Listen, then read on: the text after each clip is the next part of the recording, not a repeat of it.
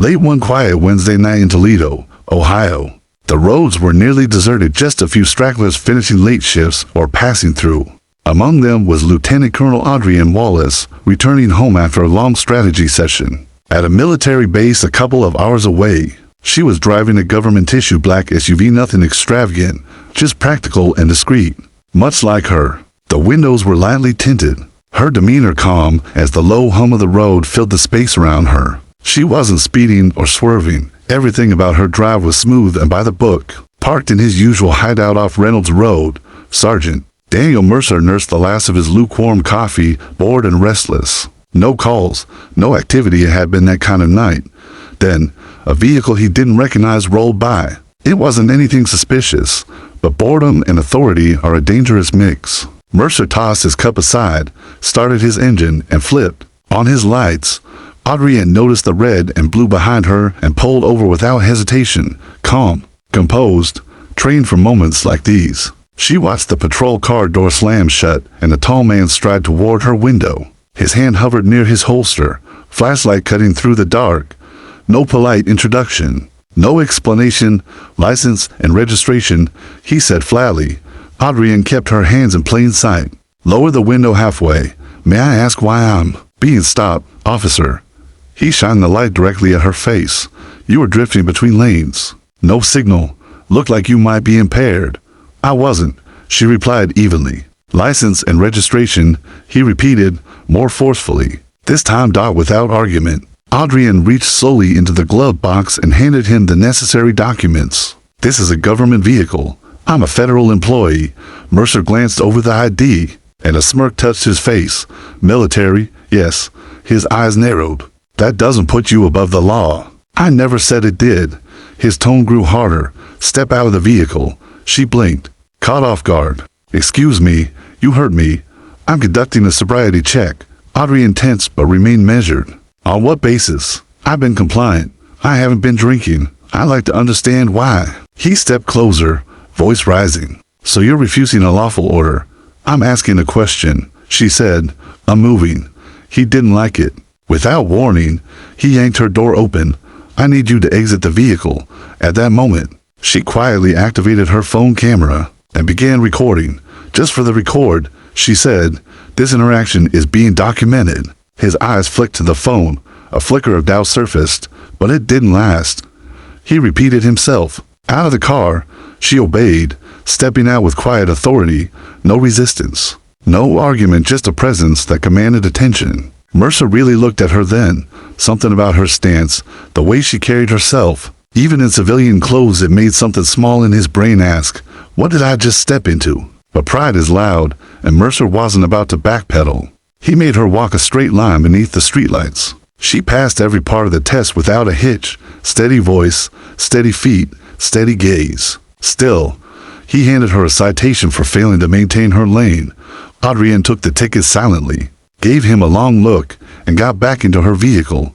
She drove off into the night without a word. Mercer, meanwhile, returned to the station. Like it was any other stop, he logged the incident in the system, submitted the standard report, minor lane violation, possible signs of impairment, no rest. Dropped his body cam off for charging like he always did. The footage sat untouched for 2 days. In the meantime, he laughed about it in the break room. Lady tried to pull rank.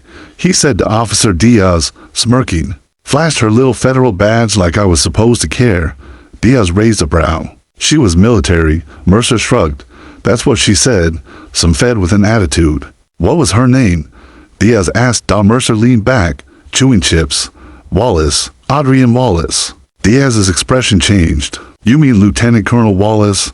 Mercer frowned. You know her? She lectured at the academy last year, Diaz said carefully. She's not just military, she runs operations at Fort Wayne. Bronze Star.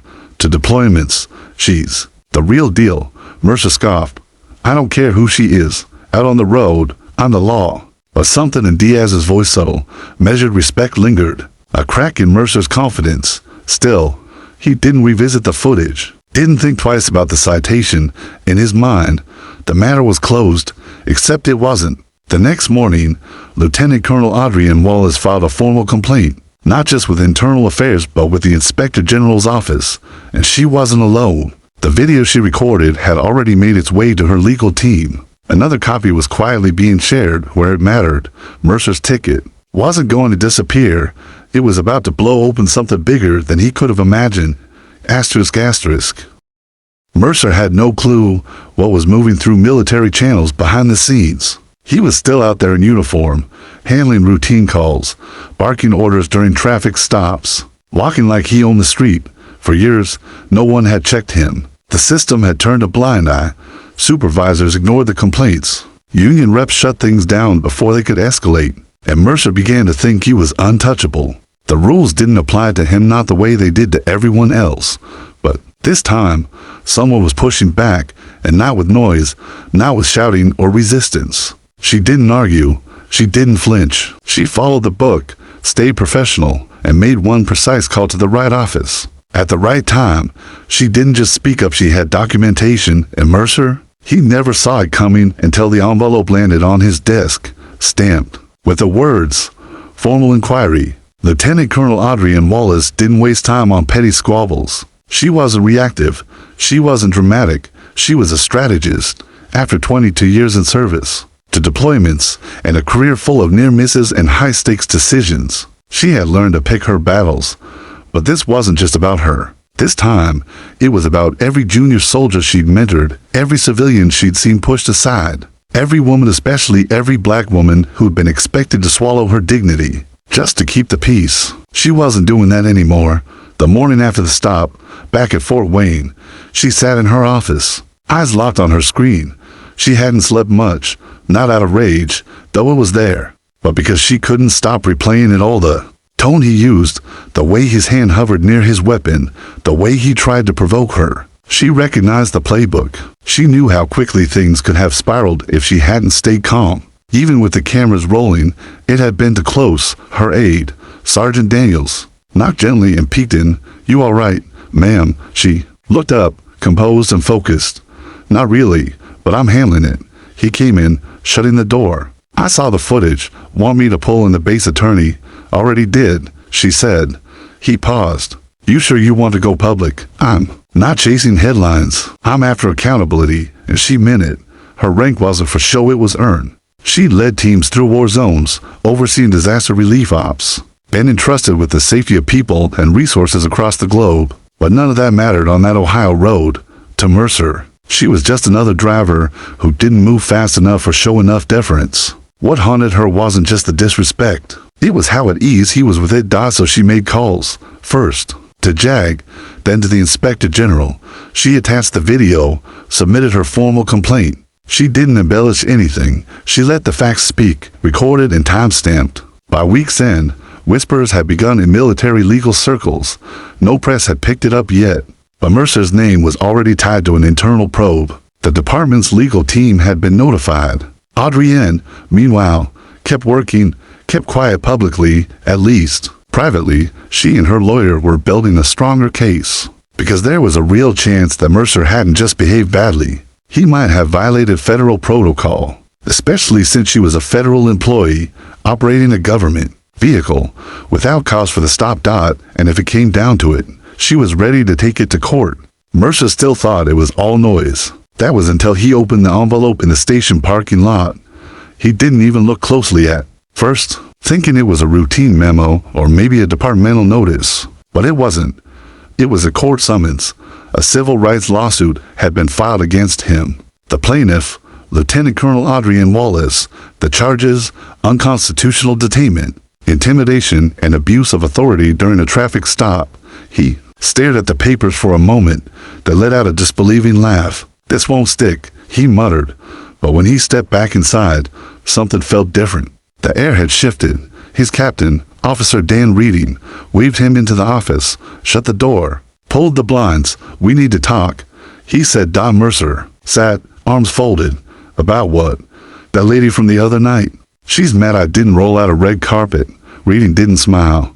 "She's not just anybody. Do you even know who she is?" "I don't care who she is," Mercer snapped. "She got pulled over, acted smug, and now she's crying foul. She's a lieutenant colonel," Reading said sharply. "Combat vet, impeccable service record. And she's got the whole thing on video, from your car, from her phone. Mercer scoffed. So we bend over because she's got stripes? No, Reedon said. But we don't pretend this is nothing, either. This is serious. You're going to court. And once this goes public, it's going to hit hard. Still, Mercer clung to his ego. She wasn't even arrested. I didn't touch her. I followed protocol. You escalated, Reedon said, leaning forward. You treated her like a threat before you knew anything about her. Mercer was quiet. For once, he had nothing quick to say. The court date was in 3 weeks. Word had already spread in the department people weren't saying anything out loud. But he could feel it. Conversation stopped when he walked into a room. Eyes lingered. He was no longer the one in control. Now, he was the one bleeding, and everyone smelled it. At Fort Wayne, Adrian was preparing to, but differently. No press conferences, no social media storms, just long hours with her legal team, reviewing the footage, documenting every detail. Her approach was calm, focused, methodical. Her attorney, Delaney Price, sat across from her. You sure about going to court? Once it's out there, it won't go away. Adrian didn't hesitate.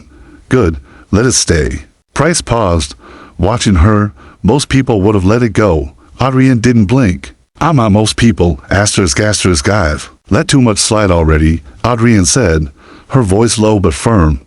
This isn't just about me. She wasn't in it for a settlement. She was after something more permanent to record, a message. Something that would say, power doesn't justify misconduct, and staying quiet isn't the only option. She wasn't only standing up for herself, she stood for everyone who had ever been talked down to, belittled, or intimidated behind the shield of flashing lights and a badge. When the court day finally arrived, Adrian didn't slip in unnoticed.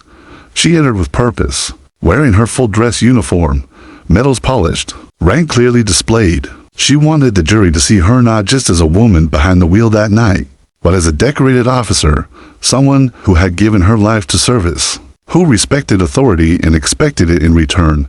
Mercer was already seated when she walked, and he looked up, saw the uniform, and the smugness faded. Just a flicker, but it was the first crack. The courtroom filled not with journalists, at least not yet, but with uniformed officers from the local precinct and military personnel from Fort Wayne. Adrian's colleagues showed up quietly.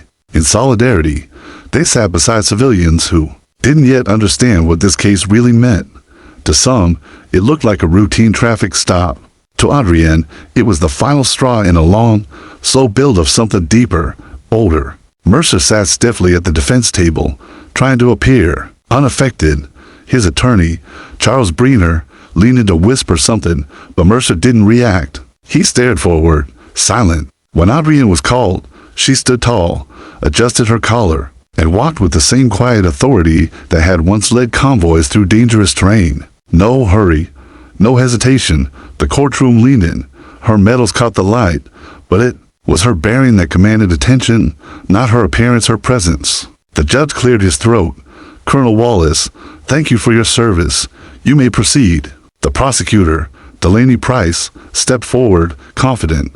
Lieutenant, Colonel, can you walk us through the events of January 17th? Adrian answered without drama. I was driving home from a meeting at the Indiana Guard Reserve, around 11:15 p.m. I was pulled over by Officer Mercer. I wasn't speeding. I hadn't been drinking. I complied with every instruction. When I asked a question, he raised his voice. He ordered me out of the vehicle without giving a reason. When I asked why, he became more aggressive. So I began recording. Price nodded. Did you refuse any commands? No. Were you aggressive in any way? No. Did you tell him who you were? I informed him I was a federal employee in a government vehicle. The courtroom remained still. No coughs, no movement, just her voice and a quiet scratch of pens on notepads. Then the video played. First, her phone footage clear, steady, undeniable.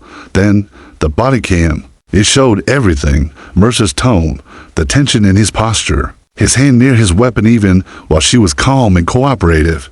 The unnecessary tests, his dismissiveness after she passed them. The jury didn't say a word. They didn't have to.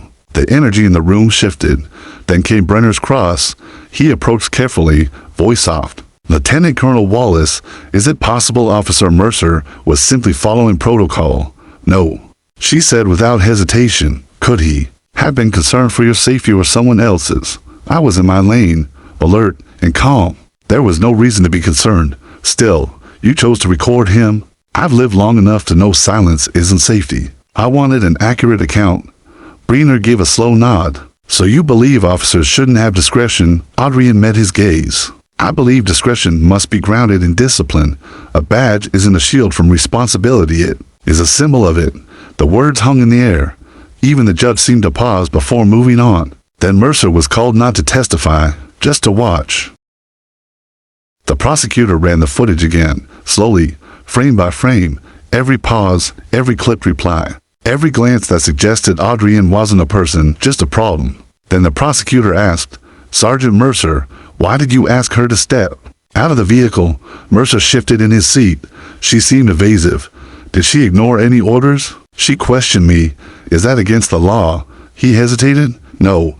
Did she threaten you? Raise her voice? No. So, why escalate? He had no answer. Were you aware of her rank at the time? No. And if you had known? Mercer looked down. I would have handled it differently. The room fell quiet again.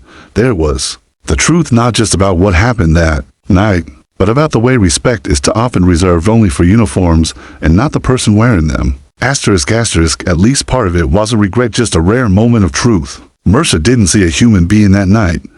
What he saw was someone who didn't move quickly enough, didn't speak on command, didn't show deference, and now, sitting opposite her in court with her military rank openly acknowledged. The rest of the room saw it too, but the case wasn't finished. The jury still had to define what justice truly meant. It took 3 days before the verdict was delivered. The courtroom, once filled with uniformed officers and military presence, was subdued. Now just Adrienne, her lawyer, and a handful of citizens who followed the trial out of interest. Mercer sat quietly beside his lawyer, his hands locked together, trying to maintain the same emotionless expression he'd worn throughout the proceedings. But now, his jaw shifted ever so slightly, the tension visible. He was clenching his teeth, probably without realizing it. Judge Cynthia Morales adjusted the stack of papers in front of her and surveyed the room. In the case of Wallace versus Mercer, she said, the jury has reached a verdict in favor of the plaintiff. Mercer twitched. Adrienne didn't move. The court finds that there was a breach of constitutional rights during an unlawful stop and detention. The judge continued. Furthermore, Sergeant Mercer's conduct was inconsistent with both departmental guidelines and the fundamental standards of professional behavior. There was no outburst in the room, no cheers or shocked reactions, just the cold, firm delivery of judgment. Mercer's lawyer leaned close and murmured, "We'll appeal." But there was little conviction in his voice. Judge Morales went on. Though criminal charges are not being pursued at this time, the plaintiff is awarded $35,000 in damages. This ruling is to be recorded publicly and permanently. In addition, this decision will be submitted to the Department of Justice and the Toledo Police Department for internal examination and potential policy revision. Adrienne didn't celebrate. She didn't smile or acknowledge the courtroom. She simply gave a single, quiet nod, not to the judge or the jury, but to herself. She had accomplished what she came for.